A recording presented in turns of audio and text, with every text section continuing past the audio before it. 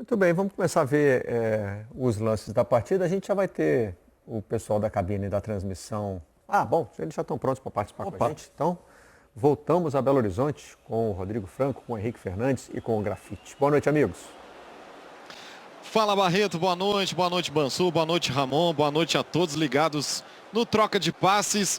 Tivemos um clássico quente aqui no Mineirão, a vitória do Atlético 3-1 sobre o Cruzeiro, que era mandante neste clássico aqui no Gigante da Pampulha. Grafite, Henrique Fernandes, amigos. No aquecimento a gente se perguntava se tudo que aconteceu na final do Campeonato Mineiro tinha ficado para esse jogo, né? Nas declarações, não, tudo ficou no passado.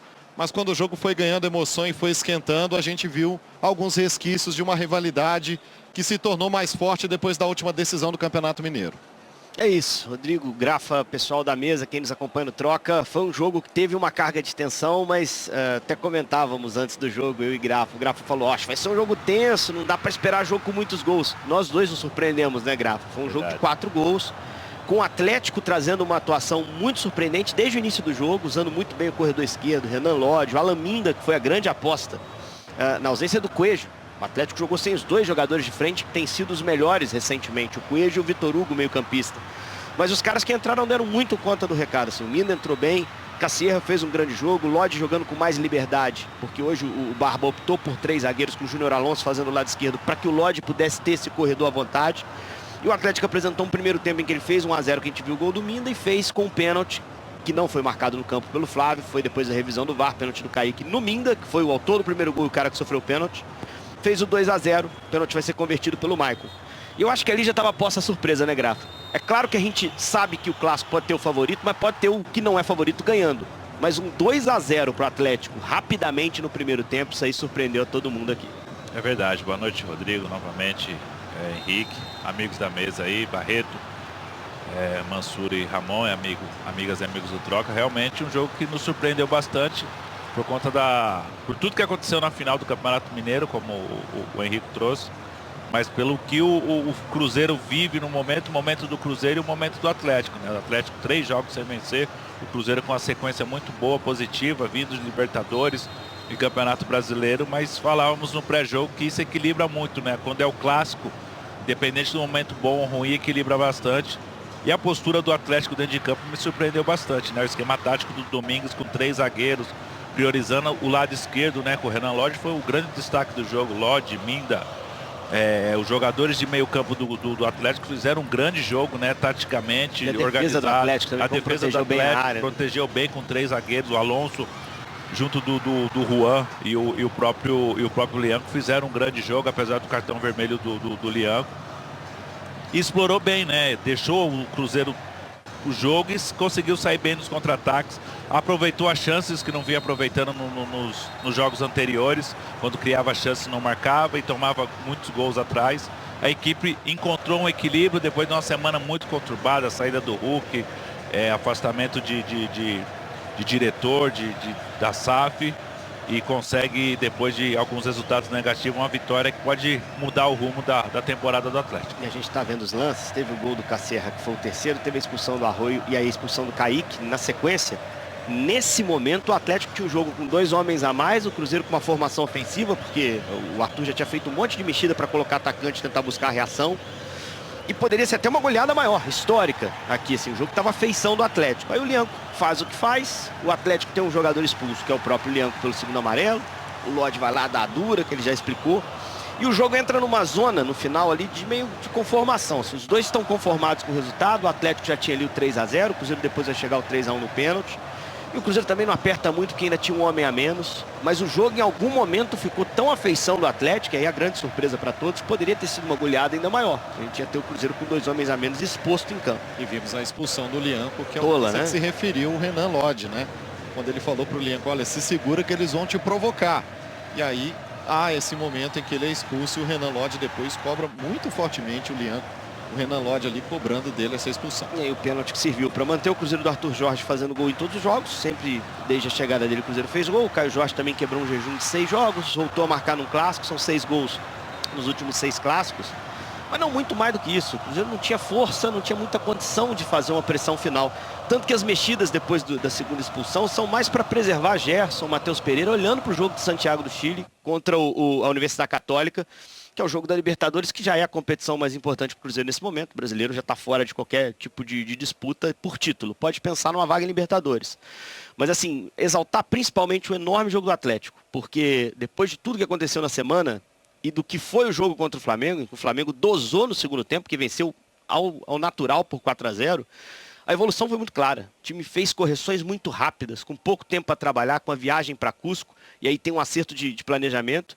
O Barba não leva os principais titulares, pensando em ter uma semana mais cheia para preparação para esse jogo.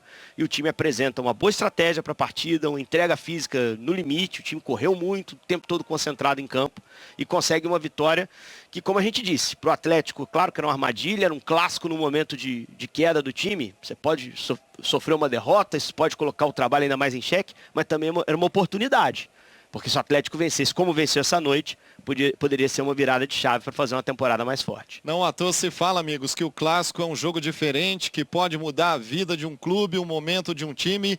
É o que o Atlético fez aqui hoje no Mineirão. Venceu por 3-1 e fechou uma semana cheia de polêmicas com a saída de um dos maiores ídolos do clube, com essa vitória e com a esperança de uma sequência melhor. O Atlético que ainda está numa situação muito difícil na Copa Sul-Americana. Tem um jogo terça-feira contra o Juventude do Uruguai e pode ser eliminado já na próxima rodada se for derrotado.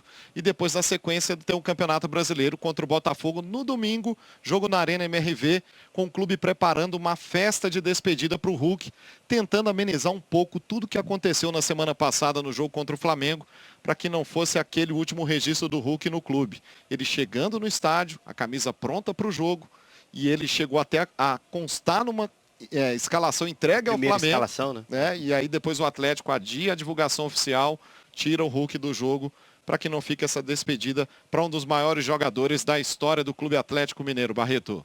Valeu, Rodrigo. Quando você começou a construir a frase que não é à toa que se disse que eu estava pronto para ouvir clássico é clássico e vice-versa. Né? Mas o Rodrigo soube dizer isso de forma bem mais elegante, sem usar o chavão. Mas os chavões viram chavões porque eles têm aquele fundinho de verdade mesmo, né? É porque... Não é que clássico não tem favorito. Quase todo jogo tem um favorito. Sim, né? É um time que chega melhor.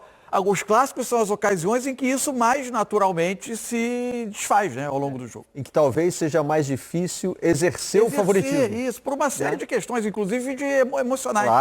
Claro. É isso, né? O clássico é até... O favoritismo é até a bola rolar. O juiz apitou o favoritismo e tem que jogar para poder confirmar esse possível favoritismo. E aí sempre são jogadores que se conhecem muito, sempre tem um fator emocional muito mais, né? Muito mais mobilização. Forte, né?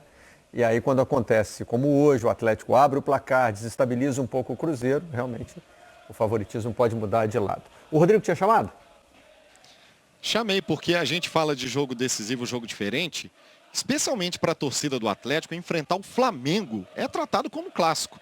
E havia essa expectativa, né? A torcida estava preocupada em relação ao jogo contra o Flamengo, que podia ser essa oportunidade para começar a temporada de novo, para viver um bom momento. Não aconteceu, obviamente, contra o Flamengo na semana passada. Foi uma goleada que aprofundou ainda mais a derrota por 4-0.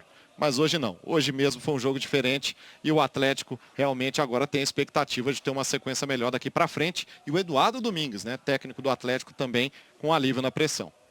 Valeu, Rodrigo. Obrigado a você, ao Henrique, ao Grafite. As luzes já estão quase todas apagadas no Mineirão, né? Hora de ir embora para casa e a gente segue aqui no Troca de Passes, esperando a palavra dos treinadores, evidentemente, né? Assim que nos derem um sinal aqui para a coletiva, para as coletivas, a gente volta para o Mineirão. Isso. Bom, para mim, não sei, estava conversando, vendo o jogo junto com o Ramon. Para mim, alguns fatores assim moldaram esse resultado. E a forma como o jeito de marcar do Atlético no primeiro tempo criou obstáculos para o Cruzeiro me chamou bastante atenção. E isso nem sempre acontece no futebol, a forma como o Atlético foi tentar marcar o Cruzeiro gerou uma dificuldade ofensiva e no contragolpe o Atlético muito rapidamente conseguiu fazer um gol. Depois teve uma segunda escapada para uma decisão errada e mais adiante até o Ramon vai mostrar somente o Gerson na saída de bola. Deixava o Cruzeiro com dificuldade ofensiva, gerava a retomada de bola e o contra-ataque. Ele foi, muitas vezes isso não resulta em gol do outro lado. Claro. Hoje resultou no primeiro e depois no pênalti do segundo gol. E aí se abriu uma vantagem, o Cruzeiro se expõe com as substituições que faz, tentando retomar o resultado e acaba, quando vê, está 3-0. O pênalti não tinha sido marcado em campo? O pênalti não tinha sido marcado em campo e a gente, eu e Ramon... Difícil não ver esse pênalti, hein? Então, a gente achava que não tinha sido na primeira câmera, até que apareceu uma segunda câmera, a gente refez a ideia. Mas a posição do árbitro não era... Então, a gente vai falar com o PC daqui a pouco, mas eu acho que ele poderia estar encoberto nesse lance, tá? Ele está saindo de um jogador. Na câmera que ele decide dar o pênalti, aparece isso que eu estou falando. Só um destaque. Também não precisa, né? Falta de educação do Arroio, né? Tem um funcionário ali trabalhando, o cara não tem nada a ver com isso. Foi atingido pela grade. O Barreto, antes da gente chamar nosso elegantíssimo PC, eu queria só apontar uma coisa que eu acho que... É claro que quem executa a estratégia, o plano, são os jogadores em campo e você depende, o treinador depende muito deles para poder ganhar o jogo. Mas eu acho que a leitura do Barba hoje foi certeira, né? Esse lance exemplifica muito. Ele libera o Lodi, que é um lateral, que tem muita condição de apoiar e apoiar muito bem, sendo com um passe associado, com cruzamento, com finalização. Isso é um exemplo. Beleza de cruzamento. E ele tirou do Cruzeiro uma arma do Cruzeiro que é muito forte. E resultou no que resultou. Então, num todo, a leitura do Barba, o plano de jogo e, claro, o desempenho dos atletas em campo fizeram com que esse placar fosse muito bem construído pela equipe do Galo. Alguma dúvida grande sobre questões de arbitragem, não? Eu tinha até 5 segundos atrás, que agora eu vou desfazer todas. Então, tá bom, porque o PC Oliveira já está com a gente. Tudo bem, PC? Tudo jóia, graças a Deus, Barreto. Boa noite para você, para o Mansur, para o Ramon, para todo mundo que está ligado. O Mansur pode desfazer ou ficar mais confuso ainda. Vamos ver. Porque o jogo foi muito movimentado, né? Foi. O jogo já trazia um desafio disciplinar em si, né? Porque é o reencontro depois de uma final de Campeonato Mineiro que termina muito mal. Né, que terminou naquelas cenas lamentáveis, né? A final do Mineiro, o jogo apitado pelo Matheus Candansan, um jogo que teve 20 jogadores expulsos. O tribunal acabou punindo esses jogadores, mas uma punição que só será válida no Campeonato Brasileiro do ano que vem. Mineiro, né? No Campeonato Mineiro do ano que vem. Fizeram um acordo com pagamento de multa também. Acho que esse tipo de punição acaba premiando os jogadores agressores. Quando tiver uma integração maior das federações com as competições nacionais e aquela punição já com efeito de uma maneira imediata, acho que pode controlar melhor. Mas ficou um mau exemplo da final do Mineiro. E o jogo agora novamente apitado por um árbitro paulista, né, o Flávio Souza, e tem algumas questões aqui para a gente poder debater. Vamos começar aqui, eu estou com a lista das jogadas. Começar pela entrada do Christian, não é isso? É isso, foi um lance no primeiro tempo, uma disputa do Christian com o Everson. Eu fiquei muito atento, porque no primeiro momento eu estava achando que poderia ter sido uma entrada violenta do Christian, porque ele estende a perna. Um choque ali, né? com é muito feio. Nossa senhora. Quase uma cama de gato ali. Eu com essa minha mobilidade aqui, eu tinha ficado por ali mesmo. Já saía de maca. Só poderia ter havido a aplicação do cartão amarelo se o VAR tivesse chamado para recomendar vermelho. E aí o árbitro discordasse do vermelho, mas pensasse que poderia dar um amarelo. O VAR, exatamente, com base na imagem, ele não chama, né, para uma situação de cartão vermelho direto, mas em campo, pela maneira como o Christian levanta aquele pé de uma maneira perigosa e tem um contato com o Jefferson, o amarelo já deveria ter sido aplicado já no campo de jogo. Arroio expulso por 2 amarelos. É isso, um jogo pilhado. Peraí, desculpa, pulei. Tem pênalti antes. Isso, e vocês chamaram muito bem a atenção, porque como vocês já aqui mostraram muito bem, né, a análise tática aí, é um jogo, é uma jogada que vem num contra-ataque rápido. Repara que o Flávio, ele ainda vai tentar buscar o posicionamento, mas tem justamente o Arroio ali no campo de visão dele. É nessa tentativa de sair do Arroio que ele não consegue ver bem a jogada, PC? Ele não consegue ver o contato. Inclusive, no primeiro momento, a minha impressão é que o Kaique tinha tocado na bola e depois tem a ação, mas repara que em nenhum momento ele toca. E a hora que o Alan Minda E a imagem de trás, para mim, é muito boa. Quando A câmera boa e a outra, né? Não é essa. Porque quando o Alan Minda passa, ele acaba fazendo aquela alavanca ali de maneira imprudente, derrubando o atacante do Atlético Mineiro. E para mim o pênalti foi bem marcado. Nesse tipo de jogada, qual é a recomendação? Tem hora que o árbitro ele quer buscar a proximidade da jogada. Aí, ó. A proximidade é sempre importante. Ó, repare como ele está buscando o ângulo ali. Não deu tempo, né? Na hora do contato. Esse tipo de jogada tem hora que, ao invés de você tentar aprofundar muito para se aproximar, é melhor você abrir mais na diagonal. Você vai ficar um pouquinho mais distante, mas você vai ter uma visão melhor. Claro que é uma jogada que vem num contra-ataque. Isso que eu ia falar agora, para ele acompanhar essa contra-ataque. Deu pra ver, ele não fez força. O poder de reação dele foi excelente, porque veio lá, como vocês já mostraram na análise tática, vem lá do outro lado do campo, mas aí aquela proximidade ali, talvez abrindo um pouquinho mais, ele fez todo o esforço necessário e hoje existe o VAR para salvar. Realmente é uma entrada imprudente do Kaique, que não toca na bola, acaba fazendo aquela alavanca com o joelho, e aí o pênalti. Como a gente antecipou, no primeiro momento eu e o Mansur na sala, não foi nada. Na câmera 1 aberta, não. Nada. O Minda ia perder o controle da bola, se jogou. Mas quando vem essa câmera de trás, na hora nós se olhamos, pênalti. Foi sim, eu tive a mesma impressão de vocês. Agora podemos ir para os 2 cartões do Arroio. Os 2 merecidos? Eu acho que o primeiro ele até entra numa pilha ali, repara, chamar atenção para a ação do Everson. Olha só, primeiro ele dá uma peitada, já tinha dado uma peitada do Natanael. E olha só como o Everson ele vem para cumprimentar o... E não é com ele, né? Não é com ele, mas tem uma provocação ali do Everson, né? É uma na malandragem ali. Não é, mas é? Não, mas é. Mas ele entrou na pilha, né? Ele já tinha dado uma peitada nas costas do Natanael, entrou naquela pilha ali, na provocação do Everson, acabou empurrando o Everson e recebeu o primeiro amarelo. Aí o segundo não tem debate. O segundo é clássico, né? Isso é clássico. Ele segura o Renan Lodge, impede um ataque promissor, a defesa na câmera aberta, dá pra gente perceber, o lado esquerdo lá tá assim, totalmente aberto, era assim uma jogada promissora de ataque do Atlético Mineiro, e aí 2 minutos depois, porque aquele primeiro amarelo na área, olha só, foi aos 19, é que aí acabou cortando, ele já tinha dado uma peitada no Natanael. É que muitas vezes você acaba mostrando, você repara que tem o Everson chega a encostar o braço ali no rosto dele. Olha lá o Flávio fazendo o gesto de... Tá falando muito, tá criando confusão, sabe? E ele foi controlar ali. A reação dele ao gesto do Everson não cabia cartão, não. Não, acho que esse primeiro dá para discutir. Mas às vezes tinha a ver com o momento do jogo, ele queria puxar a rédea. Clima do jogo, exatamente. E aí o segundo, 2 minutos depois, esse sim indiscutível, isso aí, por impedir esse ataque promissor do Atlético Mineiro. Se a gente vai no detalhe, assim, bem no detalhe da jogada, o Natanael já tinha tocado a bola já tinha ido embora, e é uma entrada que tem sim a força excessiva.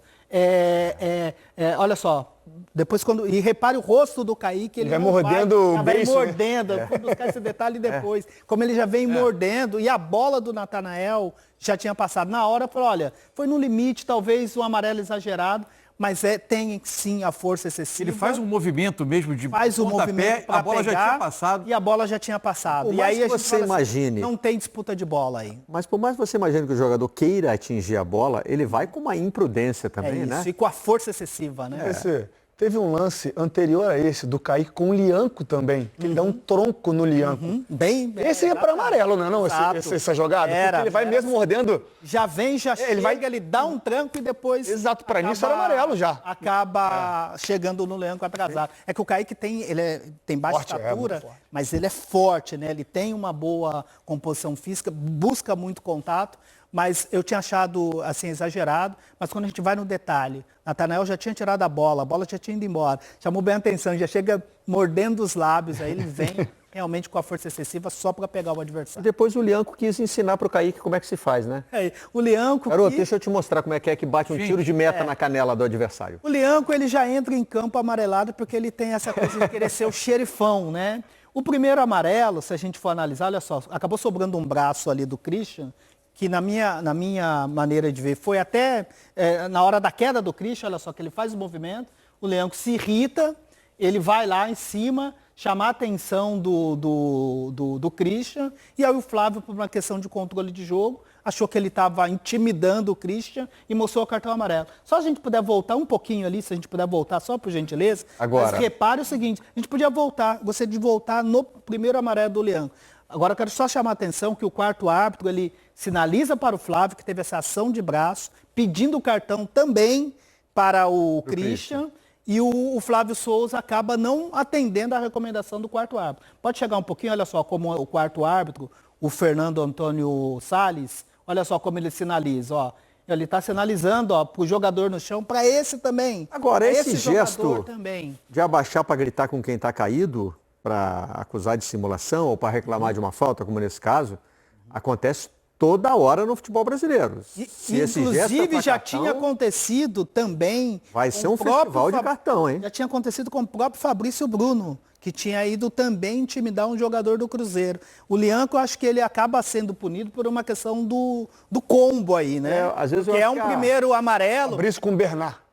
Fabrício com o Bernard. O Bernard fica no chão e o Fabrício Bruno nem olha em o Fabrício, cima dele perfeito. E não recebeu o cartão por isso. O Lianco, acho que paga um pouco pelo histórico dele, entendeu? Mas aí quando vem a bola, olha a situação do jogo, 3-0, 2 jogadores a mais. Lá no canto.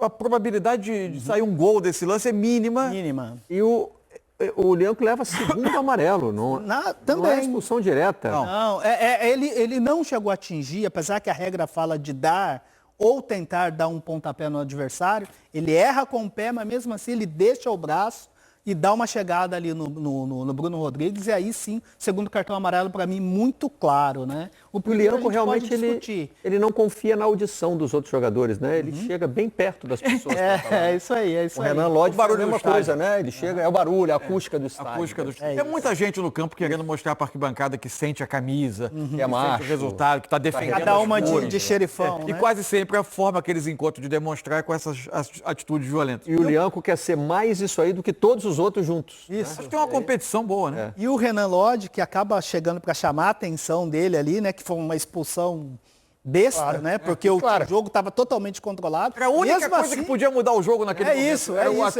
Ele passou a dar uma chance para o Cruzeiro. E mesmo assim ele vai lá e vai para cima do próprio Renan Lodge, nessa postura aí que é sempre muito exagerada, e acaba ficando marcado sim pela arbitragem. E o pênalti do Cruzeiro, PC? Para mim, um pênalti cavado. Eu não consegui ver pênalti no Caio Jorge. Até falei durante a transmissão, né? Para nossa depois coordenação. Depois ele tenta de novo. Tem outra jogada em que ele faz algo bem parecido ali. A única coisa que poderia justificar esse pênalti fosse uma ação no rosto dele. Mas para mim o contato, assim, a imagem não foi muito clara. A gente não conseguiu rodar a imagem da grua, né? É um lance que, olha só, até essa que a gente rodou uma imagem bem distante. Mas eu acho que ele meio que vai passando, tem um contato com o Alonso, mas para mim um contato normal de área. No primeiro momento o Flávio sinaliza que tinha sido uma ação no rosto. Provavelmente o VAR deve ter passado para ele, ó, não atingiu o rosto, mas tem o tranco. Mas repare, olha só, como ele se aproxima, ele meio que corre ali, o Alonso está de lado. Para mim um pênalti muito cavado. Eu acho que a arbitragem sentou em cima do resultado do jogo. E se o jogo tivesse 0-0, e no critério que a arbitragem brasileira tem de buscar a melhor decisão, porque a gente sempre fala assim, pô, tem um contato, né, melhor respeitar a decisão de campo, mas aqui busca-se muito a decisão correta, a melhor decisão, é ou não é? Dificilmente a arbitragem decidiria o clássico com um lance. Não decidiria, o VAR chamaria para corrigir. Para mim não. Duas coisas que a gente sabe, não doeu tanto quanto o Caio Jorge quis demonstrar, né? Que, é algo também muito comum entre os jogadores brasileiros, e esse pênalti, diferente do primeiro, foi marcado em campo. É isso. Aí o VAR não... não entrou porque sentaram em cima do resultado do jogo, estava 3-0 e eu acho que se acomodaram.